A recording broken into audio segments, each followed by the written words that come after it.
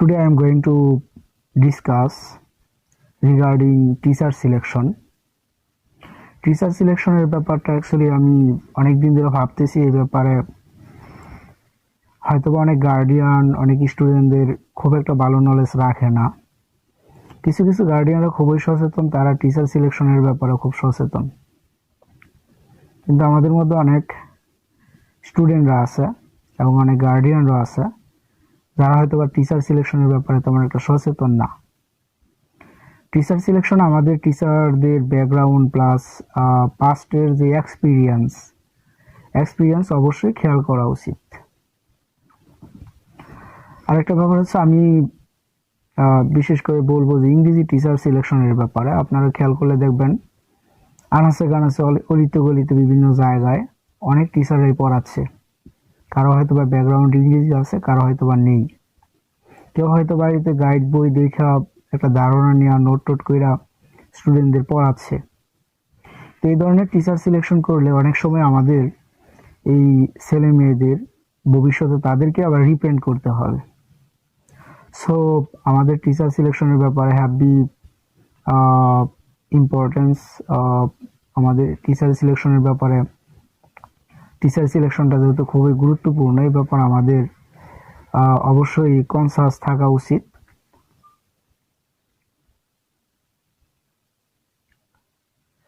আর এই ক্ষেত্রে আমি আরেকটা কথা বলবো যে ইংরেজির ব্যাপারে বিশেষ করে টিচার সিলেকশন আমাদের চারটা পয়েন্ট সবসময় নজর রাখা উচিত, ফলো করা উচিত। একজন টিচার যদি ইংরেজিতে অনার্স মাস্টার্স করা থাকে তাহলে তার অবশ্যই চারটা ব্যাকগ্রাউন্ডের তার পড়ানোর স্টাইলে চারটা পয়েন্ট থাকবে। আমরা অনেক সময় দেখি যে পরীক্ষায় আমাদের ছেলেমেয়েরা যথেষ্ট পরিমাণে পড়াশোনা করে এবং খুব ভালো একটা রেজাল্ট করে, কিন্তু তাদের ভবিষ্যতে তারা উপযুক্ত কোনো একটা ডেস্টিনেশনে পৌঁছাতে পারে না, কারণ তারা শুধু সার্টিফিকেট অর্জন করে। অ্যাকচুয়ালি তারা যে নলেজ অর্জন করে এটা দিয়ে তেমন কিছু করতে পারে না। আর নলেজটাই হচ্ছে তাদের মেমোরাইজিং, অর্থাৎ কনিং, না বুঝে মুখস্থ করে। আর এই ধরনের নলেজ দিয়ে তারা কিছু করতে পারে না। আমাদের দেশের শিক্ষার ব্যবস্থাটা হচ্ছে এরকম। আমি যদি একটা উদাহরণ দিই তাহলে বুঝতে পারবেন। যেমন ছোট্ট বাচ্চা যখন জন্মায় ওই সময় কিছুদিন পরে এই বাচ্চাটিকে তার মা গরুর দুধ ফিটারের মধ্যে ভরে জোর করে এরকম ভাবে খাওয়াতে থাকে, যথেষ্ট পরিমাণে খাওয়ায়, জোর করে খাওয়ায়, একেবারে পেট পুরোপুরি ভরে যায়। তারপরে একটু কোলে নেওয়ার ক্ষেত্রে বা একটু বসাইলে অথবা তাকে নিয়ে একটু যখন শোয়াতে যায় ওই সময় একটু পেটে চাপ লাগলেই ভূমি করে দেয়। আমাদের শিক্ষার ব্যবস্থাটা বর্তমানে এরকম একটা কন্ডিশনে দাঁড়াইছে যা আমরা মুখস্থ করি, পরীক্ষার হলে সবকিছু ভূমি করার মতো লিখে দিয়ে আসি, এবং এই ধরনের রেজাল্টটা, এই ধরনের আমাদের পড়াশোনা করার আমাদের যে জ্ঞানটা, এটা তেমন কোনো কাজে আসে না। আমি যা বলতেছিলাম যে একজন টিচার সিলেকশনের ক্ষেত্রে ইউ মাস্ট ফলো 4 পয়েন্টস, চারটা পয়েন্ট ফলো করবেন।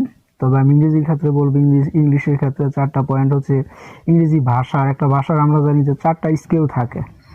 ইংরেজি ভাষার চারটা স্কেলের ভিতরে একটা হচ্ছে রিডিং, দ্বিতীয়টা হচ্ছে রাইটিং, তৃতীয়টা স্পিকিং এবং চতুর্থটা হচ্ছে লিসেনিং। তো এই ক্ষেত্রে আমি বলবো রিডিং এর ব্যাপারে আপনি এমন টিচার সিলেকশন করেন যার ব্যাকগ্রাউন্ড ইংরেজি সে পড়াশোনা করছে, ইংলিশে তার কোনো প্রবলেম নেই, সে যে কোনো কিছু পড়তে পারে, পড়াতে পারে, অর্থাৎ রিডিংটা একজন টিচারের কমপ্লিট থাকতে হবে। এখন আপনাদের ধারণা হতে পারে, আরে কি বলেন, আমার তো ছোট্ট মেয়েটাও রিডিং পড়তে পারে, আমার ছোট্ট ভাইটাও রিডিং পড়তে পারে। অ্যাকচুয়ালি ইংরেজি রিডিং বলতে এটা বোঝানো হয় নাই। ইংরেজি রিডিং বলতে বোঝানো হয়েছে যে আপনি কোন একটা টপিক, কোন একটা প্যারাগ্রাফ হোক, স্টোরি হোক, এসে হোক, কোন একটা লেসনের কোন একটা টপিক হোক বা কোন একটা ইংরেজি পত্রিকা হোক, লাইন বাই লাইন আপনি পড়বেন এবং পড়ার সাথে সাথে এগুলোর অর্থ করার একটা যে অ্যাবিলিটি, এই অ্যাবিলিটি থাকা, একটা ক্যাপাসিটি থাকার নাম হইতেছে রিডিং। তাহলে একটা টিচার, ইংরেজি ব্যাকগ্রাউন্ডের টিচার এই কোয়ালিটিটা থাকে, এরকম একটা অ্যাবিলিটি থাকে, এই ক্যাটাগরিতে সে স্টুডেন্টদের শিক্ষা দিয়ে থাকে। কাজেই টিচার সিলেকশনে দেখতে হবে যে টিচার রিডিং পড়তে পারে কিনা। আর নাম্বার টু হচ্ছে writing. Writing is very important, heavy important. বিশেষ করে পরীক্ষার ক্ষেত্রে আমরা অনেক সময় দেখা যাইতেছে আমরা পরীক্ষা হলে যখন কোশ্চেন পেপারটা পাই এর ভিতরে প্যারাগ্রাফটা কমন আসছে বাট লেটার আনকমন আসছে, story common but dialogue uncommon, এরকম কমন আনকমন, কখনো গ্রাফ এন্ড চার্ট কমন, কখনো আনকমন, কমন আনকমন মিলেই কিন্তু আমাদের পরীক্ষার মধ্যে আসে, কারণ আমরা নিজেরা প্রশ্নটা করি না। যদি আমরা নিজেরা প্রশ্ন করতাম তাহলে তো আমরা প্রশ্ন আউটই করে দিতাম, আমরা প্রশ্ন আউট করে দিতাম, বাচ্চাদেরকে আগেই প্রশ্ন দিয়ে দিতাম, বলতাম 100% গ্যারান্টি এই প্যারাগ্রাফটাই আসবে, এরকম বলতাম। অ্যাকচুয়ালি আমরা অনেক সময় টিচার এরকম সাজেশন তৈরি করে থেকে বেশ কমন পড়ে, কিছু আনকমন আসে। যখন পরীক্ষার হলে কোনো একটা টপিকে আনকমন আসে, কোনো একটা কোশ্চেন আনকমন আসে, যেমন প্যারাগ্রাফটা আনকমন আসলো বা লেটারটা আনকমন আসলো, অথবা স্টোরিটা কমন পড়লো, ডায়লগটা আনকমন আসলো, এরকম যদি হয়, আনকমন জিনিসগুলো সঠিকভাবে ভালোভাবে সুন্দর করে লিখে দেওয়ার নাম হইতেছে রাইটিং। অর্থাৎ পড়াশোনা ইংরেজি যেমন রিডিংটা যেমন দরকার, পাশাপাশি যে কোনো টপিকের উপরে নিজে বানায়া, অর্থাৎ ফ্রি হ্যান্ড রাইটিং এ লেখার যে ক্যাপাসিটিটা এটা ক্রিয়েট করার নাম হইতেছে রাইটিং। একজন ইংরেজি ব্যাকগ্রাউন্ড সম্পূর্ণ টিচার অবশ্যই রাইটিংটা ভালো করতে পারে। কাজেই দেখা যাইতেছে আপনারা টিচার সিলেকশনের ব্যাপারে এই জিনিসটা অবশ্যই ফলো করবেন, তাহলে টিচার রাইটিংটা পারে কিনা। জাস্ট ফ্রি হ্যান্ড রাইটিং পারলে ওই স্টুডেন্ট অন্তত পরীক্ষা হলে সব অল কোশ্চেনের উত্তর দিতে পারে, ফলে তার রেজাল্ট কখনোই খারাপ হয় না। আর ভবিষ্যতে এই ফ্রি হ্যান্ড রাইটিং এর প্রভাবটা তার লাইফে প্রায় প্রতিটা জায়গায় পড়ে। তারপরে আমরা যে পয়েন্টটা পাবো স্কেলটা হচ্ছে নাম্বার 3, তৃতীয় নাম্বার স্কেলটা হচ্ছে আমাদের স্পিকিং। টিচার ক্লাসে আসলো, এসে বললো, my dear student please listen to me, I am going to teach you today regarding, এরকম একটা কিছু বললো। আর এক্ষেত্রে স্টুডেন্টরাও বললো yes sir we are ready, এরকম বললো। টিচার কোনো প্রশ্ন করলো, তবে স্টুডেন্ট দাঁড়ায় বললো, sir please listen to me, I have a simple question, what is the answer of this, এরকম অনেক কিছু স্টুডেন্টও বলতে পারে। অর্থাৎ কথাবার্তা বলার যে অ্যাবিলিটি, টিচার কোন ইংরেজি বলে স্টুডেন্ট বুঝতে পারবে, স্টুডেন্ট কোন ইংরেজি বলে টিচার বুঝতে পারবে এবং সেগুলো রিপ্লাই করবে। এই যে কথা বলার যে অ্যাবিলিটি স্পোকেন, এই স্পোকেনটা কমপ্লিট কিনা টিচারের। অনেক টিচারই পড়ায় বাট স্পোকেন কমপ্লিট না। তো স্পোকেনটা আমাদের লাইফে আধুনিক যুগে আপনারা জানেন যে ইংলিশই the modern world depends on English greatly. ব্যাপকভাবেই এই আধুনিক বিষয়টা ইংরেজির উপরে ডিপেন্ড করে। এখন তো সব কিছুর মধ্যে ইংরেজি আছে, আপনারা জানেন কম্পিউটার ফ্যাক্টরে প্রায় 80%-এর বেশি তথ্যগুলো ইংরেজিতে দেওয়া থাকে। আর আপনারা এটাও জানেন যে প্রায় বিশ্বের অনেক দেশে এখন ইংরেজিতেই আপনার সব ধরনের ব্যবসা বাণিজ্য, অর্থাৎ তাদের যে বিজনেসগুলো করছে, আমরা দেখা যাইতেছে দেশের বাইরে যে কোনো বিজনেসের ক্ষেত্রে, হায়ার এডুকেশনের ক্ষেত্রে, ভালো একটা রেজাল্ট করার ক্ষেত্রে, অর্থাৎ অল সেক্টরে, এবং কি আপনার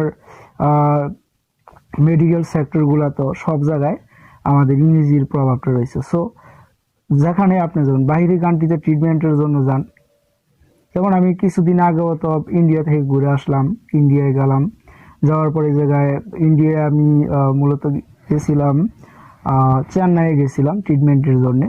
তো সেখানে আমার ইংরেজি ইউজ করা লাগছে, কারণ তাদের ভাষা আমি বুঝি না। ইংরেজিটা অ্যাকচুয়ালি সব জায়গায় সকল ক্ষেত্রে ইংলিশটা হচ্ছে খুবই গুরুত্বপূর্ণ। আর এক্ষেত্রে স্পিকিং ইংলিশটা, স্পোকেন ইংলিশটাও কিন্তু মানে স্টুডেন্টের লাইফে যদি আমরা প্র্যাকটিস করতেই থাকি তাহলে পরবর্তী লাইফে এর প্রভাবটা কিন্তু পড়বে এবং সহজে আমরা ইংরেজিতেও আমাদের পরবর্তীতে আর কোনো ক্ষেত্রে গিয়া মানে পরে যখন আমরা প্রবলেম ফেস করব আর নতুন করে ইংরেজির উপর কোর্স করা প্রয়োজন পড়ে না। কারণ দীর্ঘ দেখা যাইতেছে প্রায় 10-15 বছর পড়াশোনা করার পরে যদি আমাদের আবার স্পোকেন ইংলিশের ক্লাস করতে হয়, স্পোকেন ইংলিশের কোর্স করতে হয়, তাহলে আমরা সারা বছর 10-15 বছর কি পড়াশোনা করলাম।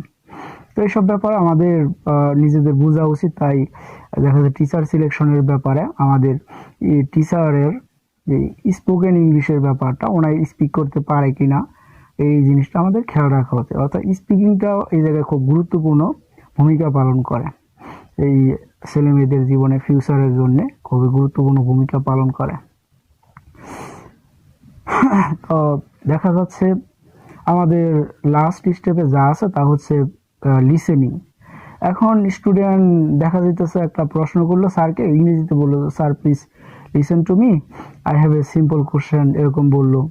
তো একটা কথা বললো যে sir please make me realise what is the answer of this question, অথবা এই লাইনটার অর্থ কি স্যার, এরকম ইংরেজিতে জিজ্ঞেস করলো। টিচার ভালো করে বুঝতে পারলো না, সে বললো ও সরি, এরকম বললো।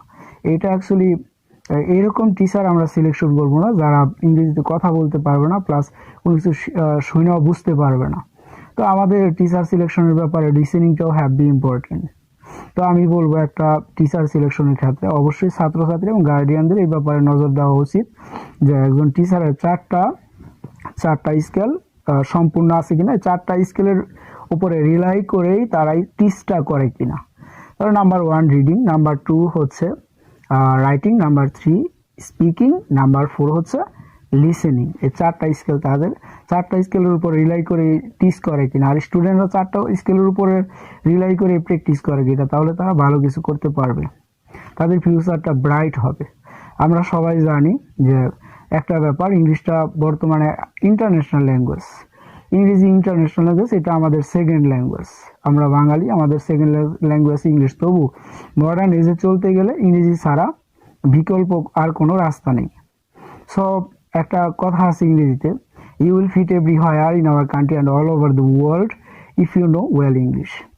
That's why we should emphasise on English and emphasise on teacher selection, choose a teacher. So আশা করি সবাই আমার কথাগুলো বুঝতে পারছেন। আমার কথাগুলো যদি আপনাদের ভালো লেগে থাকে তাহলে আমাকে কমেন্ট করে জানাবেন, আমাকে কমেন্ট করবেন, লাইক শেয়ার করবেন। আর যদি আপনাদের ভালো লাগে তাহলে আমার চ্যানেলটাকে সাবস্ক্রাইবও আপনারা করতে পারেন। আসসালামু আলাইকুম। I dare you to fix me. I'm crossing the line now.